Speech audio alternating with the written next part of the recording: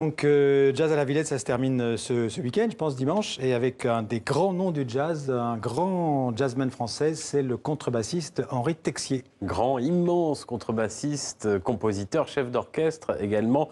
Il a joué avec des mythes du jazz, Chet Baker, Art Taylor ou encore Bud Powell. Aujourd'hui, le géant, c'est lui. Henri Texier qui, avec Aldo Romano à la batterie et Louis Clavis à la clarinette, a signé cette fameuse trilogie africaine, 3 disques autour de l'Afrique, Carnet de route, Suite africaine et African Flashback. C'était en 1995, entre 1995 et 2005. À la Villette, dimanche, en clôture du festival, il présente son nouvel album Sand Woman, femme de sable, en quintette. L'occasion de rencontrer ce homme de jazz, grand homme de jazz, grand talent, mais humilité rare.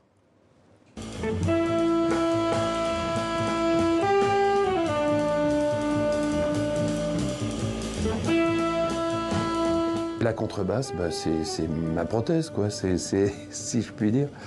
C'est l'instrument de prédilection. J'ai essayé le piano, des instruments avant, la batterie, mais finalement des instruments de percussion. Mais finalement, c'est la contrebasse qui est l'instrument sur lequel je m'exprime le mieux.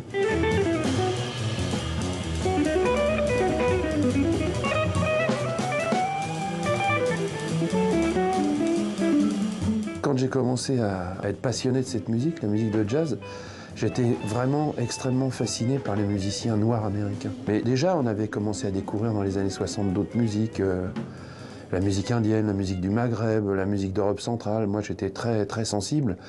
La musique africaine, évidemment, puisqu'elle est, comment dirais-je, intrinsèque à la musique de jazz. Puisque la musique de jazz, c'est quelque chose comme la rencontre idéale entre la musique écrite européenne et la tradition orale africaine.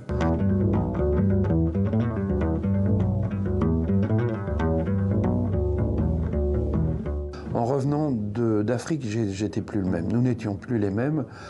D'abord parce que nous étions à la rencontre du continent dont une grande partie de notre musique venait. Et ensuite, comme on ne se contentait pas de jouer dans les centres culturels pour un public particulier, on a eu l'idée d'aller jouer dans les villages, d'aller jouer sur les places publiques sans prévenir personne, comme ça de manière complètement impromptue. Ces gens-là n'avaient jamais vu de contrebasse de leur vie, n'avaient jamais vu de clarinette de leur vie, et ils ne savaient absolument pas qui on était, et le rapport à la musique était absolument direct, épidermique.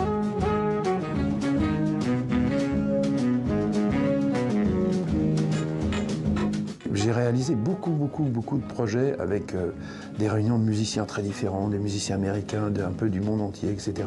Et là, je suis plus vers ce qu'on appelle, entre musiciens de jazz, le jouage.